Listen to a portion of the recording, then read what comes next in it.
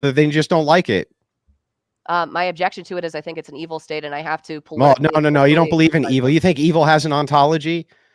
You think that there's actual evil? No, you don't believe in fucking evil. Stop. Just stop. You're embarrassing yourself. Tell me what evil is. Tell me what evil is. Go ahead. What is it? Okay.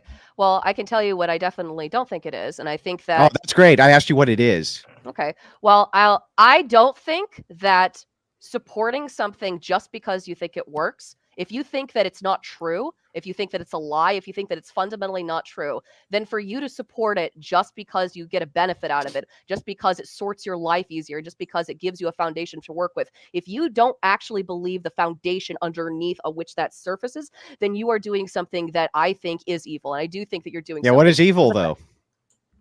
What is evil? Yeah, what is the ontology of evil? What is it?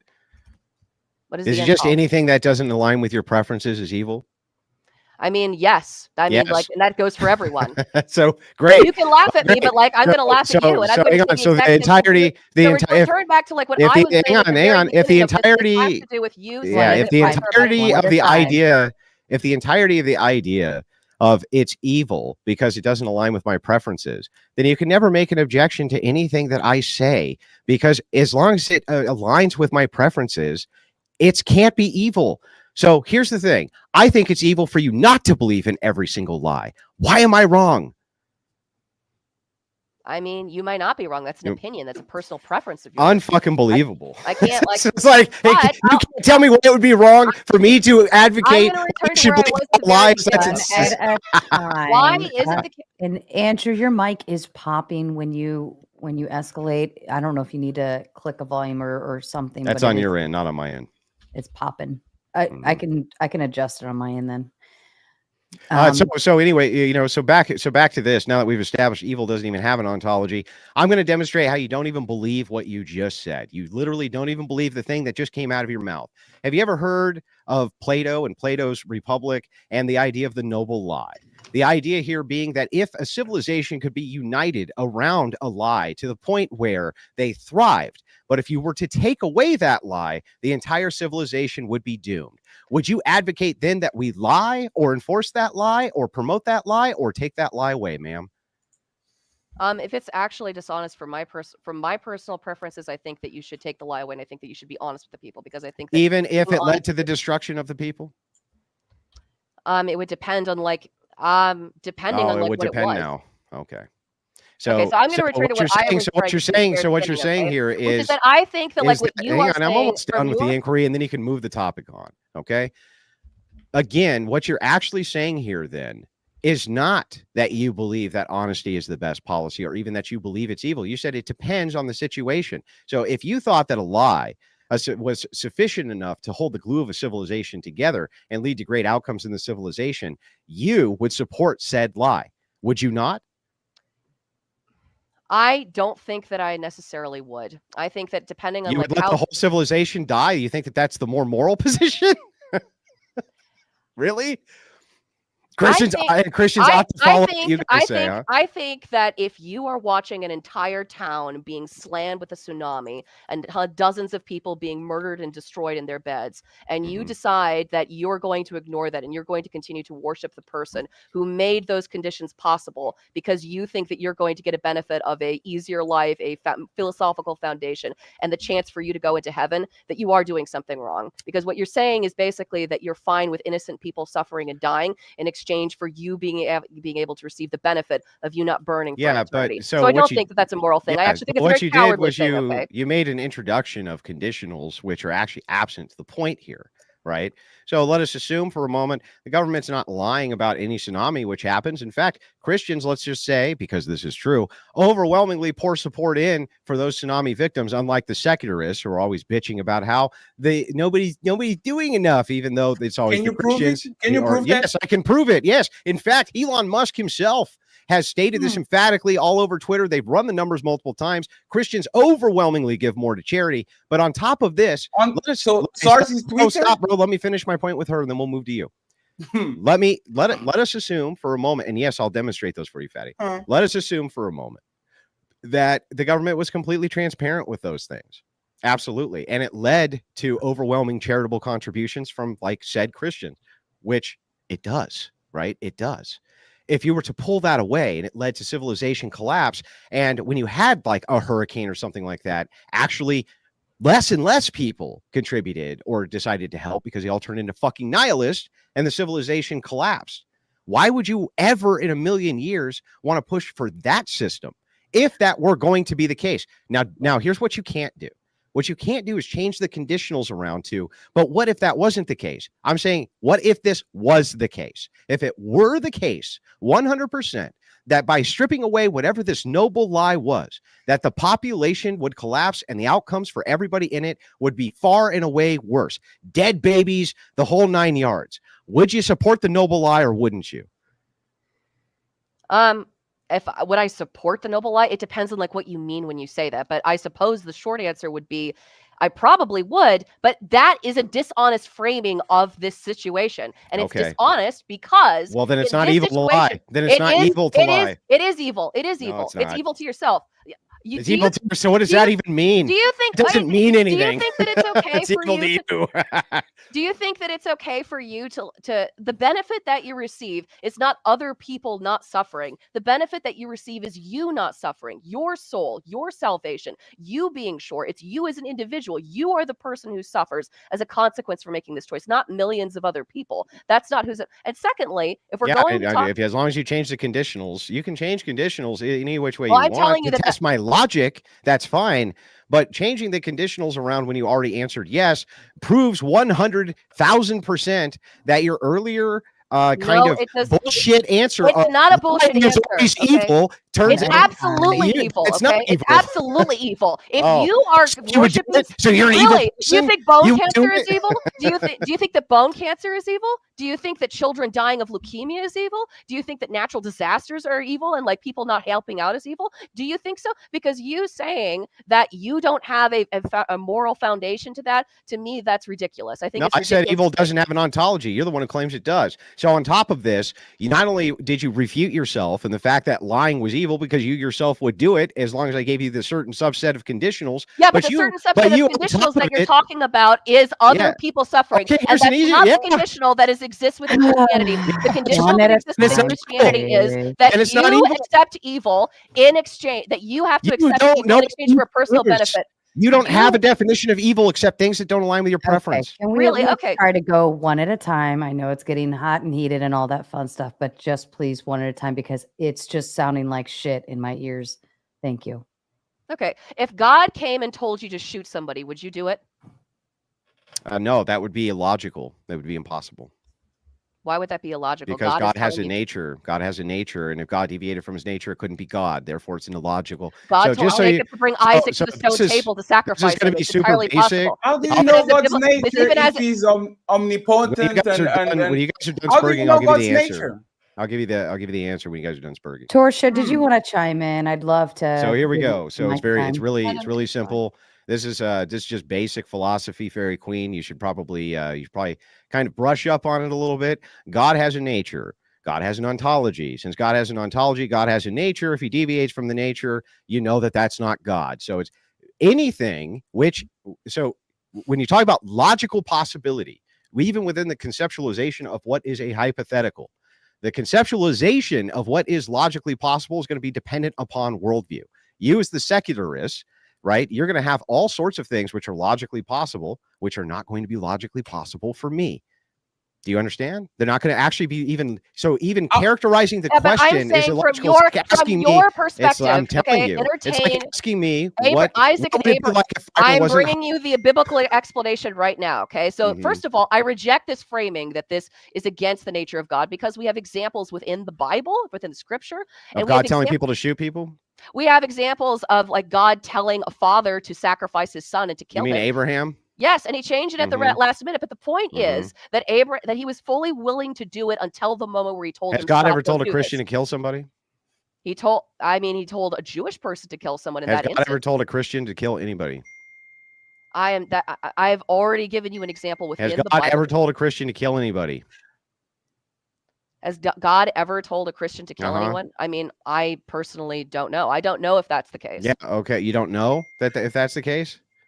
I do know that it's this much to be the case. The symbol of Christianity is the symbol of Jesus being crucified on the cross. It is the symbol of, and that is, which it ties back into the story of Abraham and Isaac. It is a idea that is so fundamental to what it is to being a Christian that it is a symbol that Christians wear around their necks. The symbol of Jesus dying on the cross to absolve you of your sins.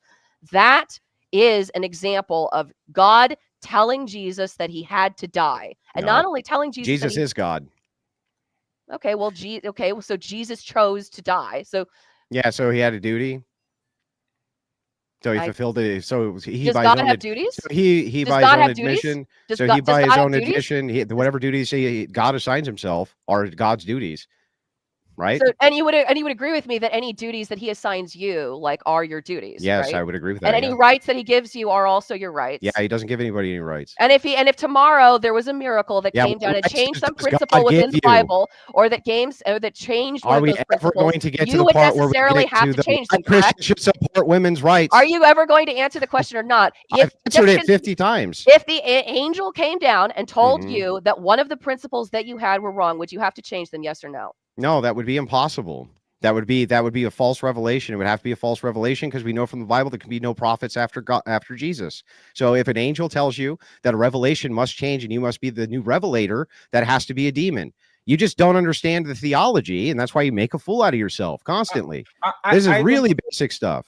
I don't know. I can't understand why humans are so confident into describing a transcendent, omnipotent, omniscient being that has no boundaries, nothing, and everything he does is good. No matter what he does, is always good, which actually doesn't go well with human logic. But I surely don't understand why are you so confident as human beings to describe something of a being like this. Not confident. You were when she asked you. Answer your question. Okay, no, but it was a rhetorical question. That's great. I'm going to give you a real answer. It was a rhetorical question because I'm still going to give you an answer. Let me, Andrew, please. When people decided to do the Crusades, they said that God told them to do so. They told that, right? Why shouldn't I trust them? Right? One second, please. Why shouldn't I trust them? Like there was tremendous atrocities committed in the name of God because somebody told the Pope, somebody told the priest, somebody told the military men that they should subjugate whatever it was, and they did it. And we believe them because, once again, we don't have an understanding of God, no matter how many books you read, because those books are written by men, right? So I just find it, and again, if I'm losing the goalpost, you guys can go back. Because you guys were talking a lot. I mean, I just kind of think. One second, please. That's what happens when you go on rants. You lose your own train of thought. No, I don't. Again, you guys cover a lot of ground. Like people that donate the most are not the religious people or the Christian people. It's the empathetic people. I guarantee you, in Japan, when that shit happened in Fukushima, even though they don't believe in your God, they don't believe in Christ, that they were actually extremely given towards their society. So were Christians. Because Christians they felt like most of the Western nations for that too. Even for the rebuilding of Japan, it was still mostly Christians. Sir. Respectfully, if we look, for example, what happened in Katrina when that Christian that ran a super church literally closed the arena and let thousands drown because he didn't want to allow people inside of his arena. Sometimes Christians do bad things. Yeah, that's true. You can always find anecdotal evidence to actually get your point across. My question to you is, and again, to go back to the topic, and if hang on, before you ask me the question, can I answer to all this bullshit first? Yeah. But I will put another question on. You are good doing notes. You can't go rant. You are good doing notes. I can't answer to any of it. That's insane. You are good. You are good doing notes. I know you are used to dominating people, but you have to wait a second. Just a second. No, you don't get to answer. Ask the question. No, I will answer. Then you can ask a question. Let me just respond to this. Can you give me a package deal? I will ask a question and you can answer all of those, right? In your opinion, why are you gish galloping so hard? Because I can. Because I can, just like when you do it when you can. Fatty, my question to you would be very simple, right? Okay, I'm just not going to answer it though. What did you say? I'm just not going to answer it until I address everything else. Pouting? No, I'm just telling you, I'm not going to answer it until I answer everything but else. that's the point. Why can you talk for 7 minutes and interrupt it? And when people talk, you get PC about it? I haven't talked for 7 minutes uninterrupted. That's oh, insane. you didn't? No. Okay, so I'm going to be quiet and I'm not going to ask the question. When you're done, the question is: should women be should women be second-class citizens because they can enforce their rights? Yeah, Go ahead and do whatever you have to do, sir. From your worldview, yes. From my worldview, no. So, real quick, yeah, no. I know you see, it sounds stunned, but I guess I have to go back and address all of this other. Please explain me. Oh, now you want? Oh, see, this is why I wanted to make sure I went back and addressed all this shit first. You are behaving like the modern woman that you fight every week on whatever podcast it is. Deal. All right. Yes, you can control yourself. Go back and talk about all this, but now I don't have the package deal. No, you have the package deal. That's the question. Well, then can you be quiet so I can talk and speak to all this other stuff that you brought up? Okay, yes, so first and foremost, so that you understand, you're just kind of a logical fallacy machine, right? When you talk about omnipotence and omniscience and things like this, these are considered for this reason to be a divine mystery. Yes, it's very difficult to give descriptors for these things. This in orthodoxy is considered an essence energy distinction, in fact, meaning that you can partake in some of the aspects of God, but not the entirety. It would be impossible because his nature is a mystery. It's a divine mystery. Okay, so I'm trying to explain to you these concepts so that later on you don't embarrass yourself so badly when you say insane things like why are Christians always so adamant that they understand the nature of God? They're not. They understand, but the aspects of what is logically possible within the nature and confines of God, that's easy to understand because logic has laws, and those laws are an obeyance which we have to obey. Don't put your finger up until I'm done. So on top of this, to get back to your other question now that I've addressed the first, kind of flurry of stupid shit that you said, to get to the actual question, when you say a second-class citizen, are children second-class citizens because they can't vote? I don't think they are. Are children second-class citizens because they have to obey? I don't think they are. So are you saying that children should be empowered and imbued with the same exact what you consider rights as adults? Should a 5-year-old be able to go buy an Uzi, for instance? No, it doesn't comport. That's actually stupid and a fallacy. It doesn't comport. That's actually stupid and a fallacy. You are doing a whataboutism. So again, it's not a whataboutism. Stick on woman, please. Dude, again, I'm testing your logic. When you say second-class citizen, you haven't described what that means. And I'm giving you an example of a subgroup which would not have any of the X rights that men or women have right now. And I'd like you to explain why it's okay to take that away from them. But for some reason, if women couldn't vote, for instance, now that's immoral. Can you fucking explain that to me? That's actually crazy because like you tell me that this is a stupid argument, right? And you are the professional one, you know it all. But you say God is mysterious after you literally said God wouldn't tell me to do that. How can a mysterious God that nobody understands and he works in mysterious ways and there's a lot of room for understanding because sometimes up is down and down is up because God said so, and you say God will never tell me to do that? How do you know? Isn't that actually a contradiction? No. How do you know these mysterious God ways? No, it's not a contradiction. You still have what is logically possible in the confines of the worldview. Right? It's totally consistent. You're not making even a refutation. You're actually doing something which is non-analogous. You're saying, hey, wait a second. You can't understand because you can't understand all aspects of a thing. You can't understand any aspects of a thing. It's like saying this. Are you sitting in a chair? Are you sitting in a chair? Let's go with yes. Okay. Define a chair for me. Is a place where I can sit. So a rock's a chair? Yes. And the ground is a chair? Yes. Like what you're doing is what you do always. Because I don't know. No, this is stupid. You can know aspects of it. Because this is stupid. Because if I wanted to engage in your circumstances, I would go to Google and I will say, what is a chair? And I will give the basic definition of a chair. Just because I don't know what is a chair is doesn't mean that the chair has the complete definition of it. The point isn't that there isn't a thing called chair. I agree with you. There's a thing called a chair. What I'm saying to you is that understanding the apparatus in its entirety is not actually possible. And let me explain what I mean. If you were blind for instance, and you had never seen the sun, you, a man who has seen the sun, could you ever explain what a sunrise, the experience of a sunrise was to a person who had never experienced it? Yes, I don't have to go to the moon to explain what the moon is. Yes. No. That's not what I asked. What I yes, asked I said is, yes. I said yes. Yes. Yeah. Could you ever explain the experience of a sunrise to a blind man? Yes. The experience. Oh, the experience? No. It's a feeling. No, yes. You couldn't explain the experience of it. And so this is the thing. It's like you can capture some of the energies of the thing, but never its essence in its entirety, including a chair. This is why it's fallacious for you to then make the same exact claim towards God, because you can know many, many things about this, but there's some things which could be elusive. Does not mean that the thing does not exist. That is the ultimate in fallacious argumentation, sir. But you can explain to me God. You can't. Because you're going to tell me something, the next Christian is going to tell me something. You Christians don't even agree about. Like, there's how many denominations of Christians are. First of all, you guys Christians don't even agree. Yes, they do. No, you don't. Because if all Christians agree, why is not one denomination instead of six? Do you agree with me right now that if I self-identified myself as a black man, that would be an untrue statement? Repeat that, please. That if I self-identified as a black man, that would be an untrue statement. Yes. So how come we're supposed to assume that just because you self-ID as a Christian, that makes you one?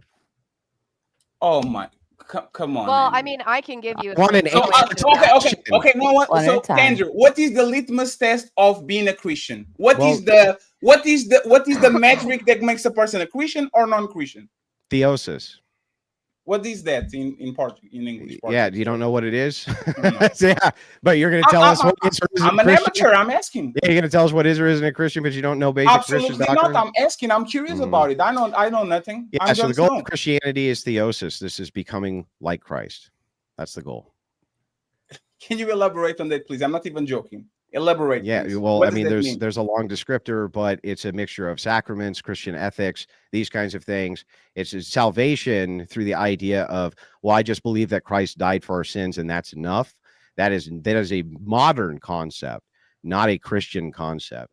Christian concept is through both works and faith, not just one alone. And you will know one by the other, in fact. And so, yes, the ultimate goal is theosis.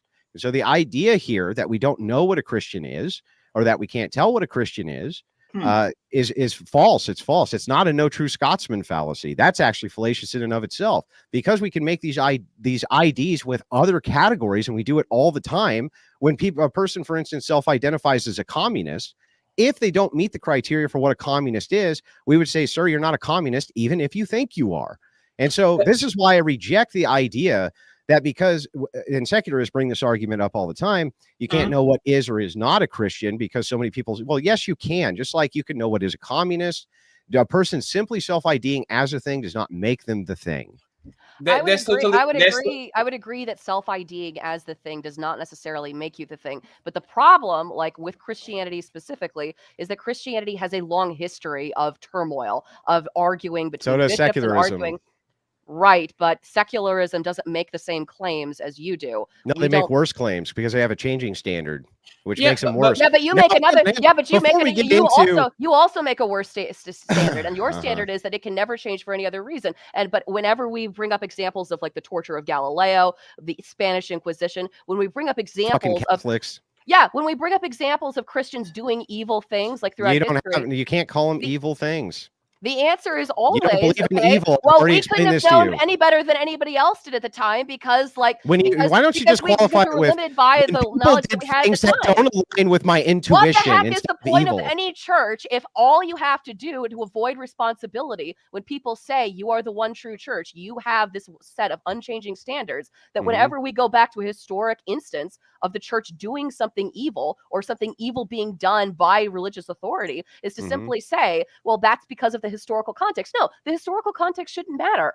And the fact it should not hold the same matter. Standard with secularists? No, because secularists don't make the same claims. They don't make the same claims. You are making the claim that you are the one true church and that you have one standard that exists for eternity. Are you the one true secularist? Claim. That's not my claim. Well, no, it is your claim. In fact, I can prove it's your claim. You said all things which are good and all things which are evil are derived from your own personal standard. You are God. For all intents and purposes, you, madam, you think you are God. All things which conform to your intuition are good, and all things which do not, do not. When's the last time I saw you get held to a standard by anybody? Fucking never. Am I sure you've ever been held to a standard? No, never. Right. But for all intents and purposes, from your worldview, you're God. So it's like before you go and point at the churches, you are a slave. Goddess. From your worldview, you have to do the reason why you have rights, the reason like why you believe the things that you do is because you've been commanded to believe those things. Simply because of the fact. So do you. In fact, yours is worse. Yours is worse. At least we can have martyrs because we can say this doesn't go with our unchanging standard of what morality is. For you, don't have it's just the barrel of the gun. For you, it's just the barrel of the gun. Over and over and over throughout history. All you do, wait, lady, I just listened to what you said. Calm down and let me speak. So again, what you say is, we don't even have an unchanging standard to appeal to. The only standard you appeal to is who has the barrel of the gun and who's enforcing your intuition. Yeah, but I'm saying that is effectively. Let me finish, and then I'll let you finish, I promise. The only standard you have is if it conforms to my intuition because I am God, it's good, and that's it. That is your entire standard. You know who that fucking appeals to? Nobody. And your standards are all changing all the time. And you believe that they're only based on who has the authority and the barrel of a gun. But you're going to point at the church and say, how come people aren't holding them responsible? Give me a fucking break. It's not about who's holding them responsible, Andrew. It's about the fact that the church claims to have a one singular standard that should exist permanently for that. No, I say that I have like a changing set of standards that depends upon like what your intuition is the standard. You are saying that you don't have that you disdain upon personal preferences. You say, what the heck is the point of personal preferences? Yeah, I know, but you don't. That's the point. Unchanging, but neither do you. And the you have unchanging standards you appeal to yourself. You said you would let me finish. But you're I don't understand. 5 seconds. Is your own standard you? Jesus Christ. Okay, is your own standard you? Let her finish. Is your own standard you? Can you answer that? I'm not going to answer that because you're not going to answer me for 5 seconds. Okay. So here's the deal. Okay. You cannot have it both ways. You can't go into a church that can repeatedly changes its mind, changes and has changes its standards over history, commits repeated acts of abuses upon people, and then say, and then what's your response to that? By the way, do you have a response to that? Is your response Catholics bad? Is that your response to the Spanish Inquisition, to the rape and torture of the Mayas and the Incas and the Aztecs? Is that your response? Is it just you mean when they went and they put a bunch of human sacrificers to death? All those terrible bastards. Oh, those horrible people. Oh my God. Did they go take a bunch of rapists and human sacrificers and put them to the sword? Oh no. Oh yeah, and then they raped them. And then they killed them, and then they enslaved them, and then they refused to let them marry. Sacrifice to the sun god. What will we ever do? Oh no. So do you feel the same way about the torture of Galileo? Well, I mean, so that was essentially a pissing contest between Galileo and specific members in the church who were, in fact, held responsible for this. So that's one.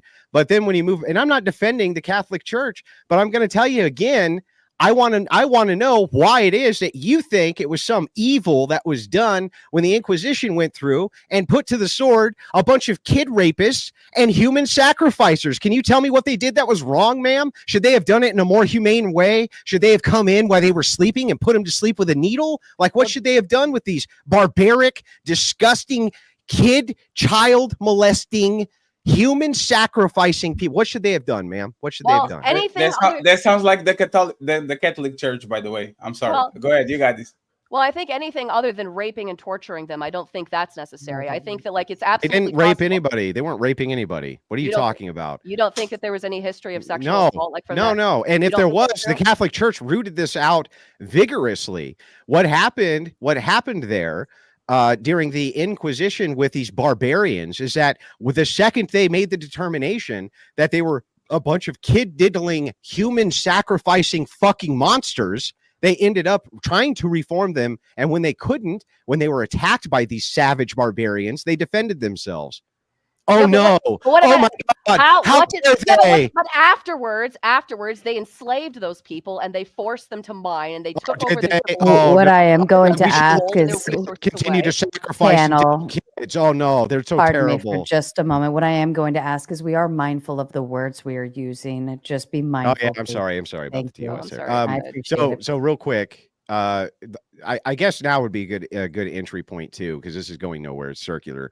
For us to actually get back to the topic at hand, which I don't even feel like we've gotten to, which is, should Christians be advocating for women's rights? And so my argument to you is that by you claiming that Christians should be advocating for anybody's rights, including women's, you are actually advocating that Christians utilize force or incentivize other people to utilize force on their behalf. Is that what you're actually doing? I am saying that, the reason why I'm saying that is because I would consider voting to be a form of force, but it's a form of force that we accept. We accept taxation as a form of force. That's certainly forcing people to give up their money. We don't consider that to be a rights violation. There are many things that we expect from people to do, and we don't consider it to be a bad thing. So yes, voting is a form of force, and asking to tax people is a form of force, and it's a justifiable form of force. Yeah, voting is not a form of force. It's a form of setting aside force. So what we're doing is we're utilizing a compromise to force, so we don't have to use force. In fact, that would be what the idea of the vote was supposed to be. This, by the way, you can go back to the original democracies. The philosophers of the time explained this ad nauseum, that there had to be some way for you to compromise absent force, and so they could use a vote to do that, with the idea that you could use force to back it if necessary. Now, I still think that while that does reduce to force, that ultimately all you're really asking here, the ultimate question is, how do we get Christians to utilize force doctrine in order to advocate for some secular idea of rights?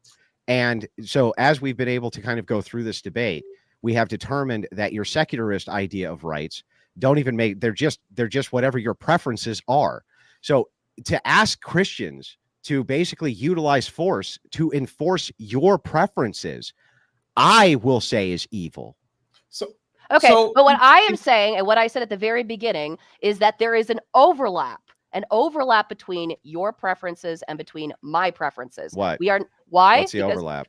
the overlap could be any political issue you could think of. So you mentioned trans issues. Abortion.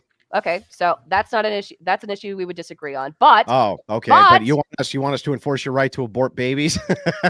Should we enforce your right to kill children, ma'am? Listen, okay. If you want to be able to end men being able to go into women's spaces, then you necessarily have to get secularists to come on your side in order to enact force in order to do that. You don't think that you don't think nope, secularists are dying off, ma'am. They're dying off. They can't reproduce. Have you seen what their numbers are?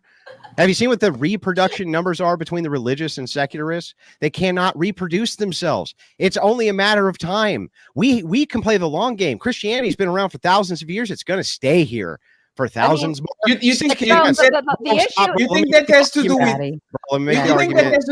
You think that has to do with religion or with people? Fatty, let me make the argument. Oh my! I'm sorry. You guys had the date. I apologize. Don't even know what the argument is. I knew. Yeah, I apologize. It was a date. I apologize. My bad. Okay. So anyway, so here's the argument. The argument is Christianity is going to be here in another 1,000 years. Secularists aren't. And we know this because we know what Western secularism looks like as far as reproduction goes.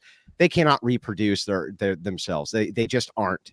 And this is due to nihilism, the fact that they value taking a woman's reproductive years and spending them at college rather than having her actually reproduce. Christians value a different thing. And that's why the average age of marriage in the nation is over 30 years old, which is fucking insane. And there's no way that secularists are going to be able to keep the reproduction rates high enough. So who cares anyway? You can't even do it. Let Fatty come in on this.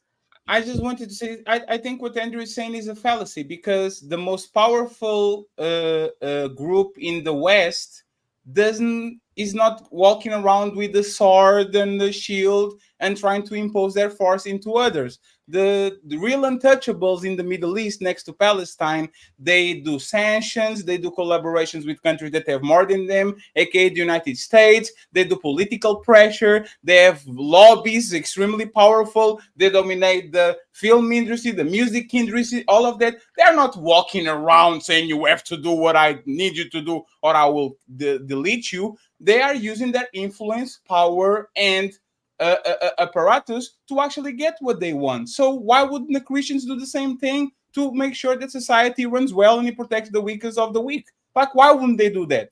Well, I think that they would do that on behalf of the value set that they would actually advocate for, that they would use force in order to advocate for that value set. But when you're talking about women's rights, all that this woman wants the right to do is be naked on camera and abort children. That's all women ever want to do in modernity. And let me ask you, ma'am, like, what right do you not have right now? What right do women not have right now? Is there a single one you can name that a woman doesn't have? A single one? In the world or in the United States? In the United States, a single one. I think that surrogacy is a violation of women's rights. I think that the fact that women are able to like work as surrogates, I think that that's a violation of women's rights. I think that prostitution, like where it's legal, I think that that's a violation of women's rights. I think that the sale of like eggs and sperm donation and like using that, I think that that's a violation of women and men's rights, but also of children's rights because. But not abortion, of course. What about OnlyFans? What about OnlyFans? Is that a violation of women's rights?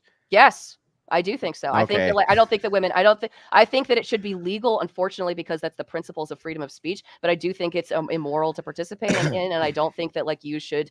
And I do think that like it's damaging to women's status in society to participate in any form of sex work. So if Christians utilize force for the entailment of giving women the right to no longer do porn ever, you're okay with that? I'm not okay with that, and the reason why I'm not okay with it is not because I'm explaining why, okay? And it's because the principles of the place in which we live cohere to freedom of speech. And so, like, it would be a violation of the First Amendment in order to like make pornography. I thought you just said it violates their rights. It does. Violates their rights to allow them to be prostitutes, but at the same time, you're saying you don't want to stop that because that would violate their rights. I mean, this is the problem. This is the difficulty. Like, you're going to find that there are going to be rights that come into conflict, right? So I'll give you an example, okay? So the Westboro Baptist Church is an example of this. I mean, you can laugh at it, but like there are going to be conflicts of interest, like when we're thinking about like rights, they come into conflict. I've never ever heard we have to enforce these rights, right? But we can't because they have the right to not have their rights enforced. It's like it's just stupid. Well, okay, but anyway, go ahead. Fatty, did you have anything to add in? No, I just wanted him to engage in my question. I don't think Jewish people, I don't know if I said it or I apologize, like are actually using force to get what they want. They're extremely protective of their women and children, right? They actually go out of their way to do so. So my question was kind of ignored because these two probably have some, I don't know, probably their ex-boyfriend and girlfriend. I don't know what's going on here because I'm not aware. But like, why shouldn't Christians move exactly?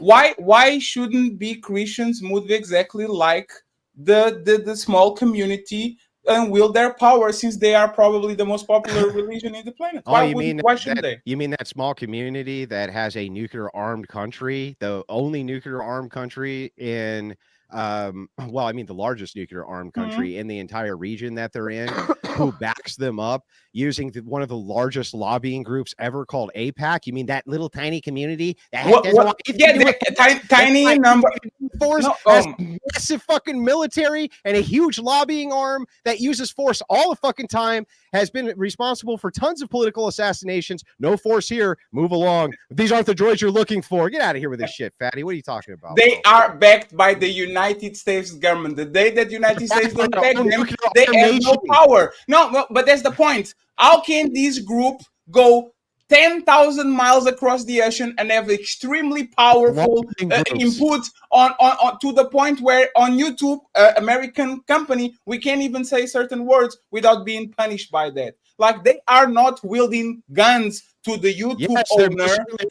Let me finish. They are not in a small region wielding them right this second. Sir. As we speak, they're wielding guns. Sir, respectfully, they are not using the power that you actually talking about. They are using their influence. AIPAC, they don't go on meetings with guns on their pockets. They go there, they put their bag on, they take the papers and they say, this is what we want you to do this and this and this. My question once again, since the Christian religion is extremely strong, the Pope is extremely powerful, the Vatican has a tremendous amount of money, most of countries in Europe and the Western actually have a Christian base like leaning, why don't they do the same since they have way more money, way more nukes, way more resources, way more power? Why don't they do that? They do. So you are okay with them actually propelling women and making sure that women's rights are protected, Well, just no, like that's they a do, different. right? So this is a different question altogether. So the descriptor is different than the ought. So when you hit me with the descriptor of why don't other countries do the exact same thing where they have lobbying groups, which then exercise power, and then they move their militaries in strategic positions across the board to utilize nuclear bombs and everything else in order to get the shit they want with their big fucking guns. Why don't other nations do that? Well, sir, I don't know. This might be news to you, but they all fucking do that. On top of that, crazy. hang on. I'm sorry, it's not crazy. They all do That's that.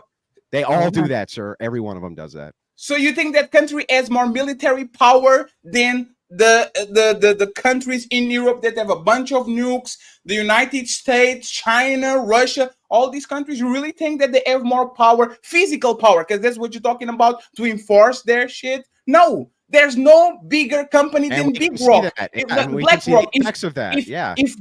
BlackRock, Big Pharma, and all these groups want something done, they will get it before these people do. So my question is, once again, why not use the influence to actually protect women and to push women's rights? What is so wrong with that? What is the problem with that? Because okay, so there's two kind of problems here.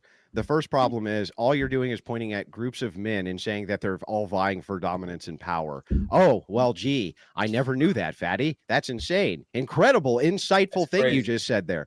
On top of that, when you're talking about why shouldn't we exercise X thing for women's rights specifically, I just asked this gal here, what right would you even want Christians to be exercising their power on behalf of that women don't even currently have right now in the United States? You know what her answer was? I want them to exercise force to stop people from being in pornography because that's a violation of rights. And then I said, so if Christians did that, you'd be okay with that? She said, no, because that would violate their First Amendment rights. So this is incoherent psychobabble from my worldview. Hang on. Yeah, let me finish, and then you can. This is incoherent psychobabble from my perspective. Makes no fucking sense whatsoever. At this point, I honestly don't even know what the fuck you guys are talking about. Okay. Honestly. So to be very clear, there are some of the things that I mentioned I do think should be illegal. So I think that surrogacy should be illegal. I think that like the sale of eggs and sperm, I think that should be illegal. I think that abortion after a certain number of weeks, like after like the fetus like gains consciousness, I do think that should be illegal. I don't support like late term abortions or post-birth abortions. And so there are things that I have listed there that I do think that should be illegal. And I do think that Christians should advocate in order to make it legal, because I do think that advocates. But at the same time, right, one of the principles that you agree to, like by being a Christian, is to give unto Caesar what is Caesar's. Okay. It is that and frankly, right, like, and this goes back to like what I was trying to say. We rebel and form a country so we don't have to give to Caesar anymore. I mean, that is literally the founding of the United States, right? That's right. The idea, yeah. But unfortunately, so like for you and Caesar, but why? Let her finish. She let you finish. Let her finish. Oh yeah, okay, go ahead. Okay, but like when we think about like the reason why the United States is a secular country is not because the majority of people weren't Christians. It was because there was a huge amount of disagreement between colonies about what it meant to be a Christian, and therefore what laws should be followed by the state. That was the big reason. It wasn't because like it wasn't necessarily just because like they didn't care about, like, as you mentioned, like there were lots of people who were Christians, but there were lots of people who disagreed about like what precisely that should mean. And so by making it a secular country, that doesn't mean it's an atheist country. It means that different people of different denominations can coexist peacefully, and whatever you believe is your private value is your business, but you have to follow as long as you agree to follow the legal code and strata of the land. And okay, also, so let me, okay, go ahead. Well, I just wanted to like add this in because like this is way back from earlier in the conversation, the Treaty of Tripoli. I think we were both wrong. So I dropped the link in chat. If you like look at this, so you were right to reference Jefferson in the sense that, but it wasn't authored by Thomas Jefferson. It was authored by Jefferson. Okay. Well, I just said to be that's what you're sourcing as your reference for what was said with the separation of church and state was Jefferson, I believe. well, no, the person who wrote it was Joel Barlow, and the person who signed it was President John Adams. I still stand by. I promise I'm not being dishonest. I will drop the link to the documentary where I watched it. But it is my belief that it was the original draft of the Treaty of Tripoli was drafted by George Washington. I can't find the source for it right now. I promise you I'm not making it up. Okay. So all of this to say, this really was in the Treaty of Tripoli. Okay. Okay. I don't care about it. It's not even relevant or important. So Well, what well, is? but the reason like why it's relevant and important is that do you think that the United States was founded as a Christian nation? Yeah, so let's dive into it. Yes, obviously, all 13 colonies were adamant that they be allowed to have their prospective churches in their states. What happened is continental philosophers like Jefferson became highly subversive towards that because the Federalists wanted to concentrate power with the federal government. Okay, so they saw the church as a barrier to concentrating power.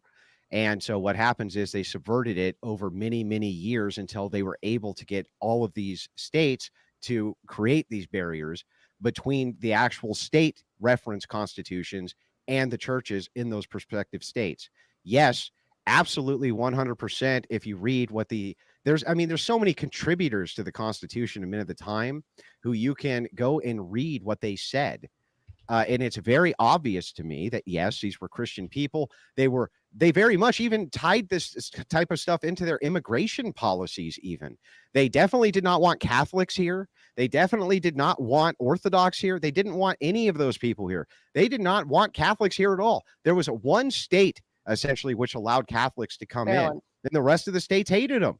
So the thing is like, no, it seems like Christianity was very much the staple. What secularists have done is they've done a historic rewrite. Okay, secularism in the United States is a reasonably and relatively new phenomenon. This is not a thing. Every president in history has pandered to Christians, all of them, including Barack Obama and Hillary Clinton and Joe Biden. All of them do that. All of them are always pandered because that is the value set. That is the value set, which all things and all laws in the United States are based on, is this Christian value set of Christian ethics. Secularists are beginning to try to rewrite that as though somehow secularists doctored this. They most certainly didn't. The axiom itself from which the Constitution was written literally points to a creator from where the axiom comes from for them to even give you a valuation as a human being. Yeah, But For they them to even give you a valuation as a human being, the only justification they could do was point to a God. That was it. They needed some unchanging standard that they could reference to say, this is what makes you a fucking person. But what they couldn't do is like reference the Christian God, which is not what was referenced. Like they don't specifically because say of denominations. Yeah, That's no, because of which denominations. is but nevertheless, okay, it's codified in law. What is actually written is according to a God, which goes along with what I said at the very beginning of this. Do you think it was the Muslim God? I mean, I like don't if you believe had in to a God gamble. like Let's just assume that right now, men in masks with guns kicked in your door and ran over and put them up to your head and said, if you had to pick right now, which religious God were they referencing in the Constitution? Or else your life is forfeit if you get the answer wrong. Which God would you pick? It's probably the case that they were referencing like their conception like from Christianity, but it's also the case that they also were highly conflicted about this, including Benjamin Franklin. So one of the things that you you'll know mean if you read womanizing philanderer piece of shit, Benjamin Franklin? That would be the one. And one of the things that he talked about, like in his autobiography, The Philandering Piece of Shit, Benjamin Franklin, was about how when his grandfather lived in the United Kingdom, that he had to nail a copy of the King James Bible to the underside of the stool, so that when people broke into his house, he wasn't arrested and burned or executed immediately. The way William Tyndale, the way many people like throughout that time of history, it's scary to be a diplomat. It's scary to be a diplomat. Yeah, I know. And then when he came over to the United States, and then when he worked in the Yeah, because United States. Protestants and Anglicans hate each other, and Protestants and Catholics have always hated each other. And yes, they used to kill each other. And yes, being a Yes, diplomat during no, it's wartime, not just that they used to a kill each country other. that has They its still do. religion. They still do. They did in the past 100 years. And this is frankly like what I find like kind No, of they're not. like They're not killing each other right now. in the past 100 years. Yes, they have. That is Where? absolutely In true. Ireland? Yes, in Ireland. Yes, they did. They That's it? absolutely did. That's all you got is Ireland? that's This all little you got? tiny conflict, 1,700 people died in the entirety of the conflict? Wow. It Wow. was a big. How is that? How is that? How is How that? many children have secularists fucking murdered to the abomination of their own intuition? How Yeah, many fucking children do they murder a year? Yes, A they started. Well, I don't know, They but I started a will bunch tell of you- wars. But I will The tell question you- is, but- why is that important? Why is that important? There's a bunch of countries that came from Christian roots and they have a massive Christian population that are actually doing terrible. We have Japan, for Where? example, has 1% Christians, and is probably the most orderly society in the planet with No, family sir. values. Jeff, How is that not true? Japan's history messed up. Let me explain to you what happened in Huh. Japan. Yes. So Japan went through a massive revolution after it was under the thumb of the Tokugawa shogunate for a good portion of its history. When it moved into the Meiji Restoration, it wanted all things Western, it was a backwards, crazy. Japan was so bad, samurai were molesting the children. That was the rite of passage. Okay, sorry. The samurai were doing things with boys. That was the rite of passage for these supposedly peaceful Buddhists. Okay, they were also under the Tokugawa shogunate. They were putting the Buddhist monks to death because the Buddhist monks were rejecting the shogunate. When the Meiji Restoration came in, they imported Western Christianity en masse and took all of those values and applied them to their nation. This did not come from Zen Buddhism. The only thing that Zen Buddhism gave Japan was fucking kamikaze pilots in World War II. Because it indoctrinated them that was the correct way for them to give their life for the cause. That was not Christianity, sir. And they got all the benefits of Christianity and still have the benefits of Christianity under the protectorate of a Christian nation.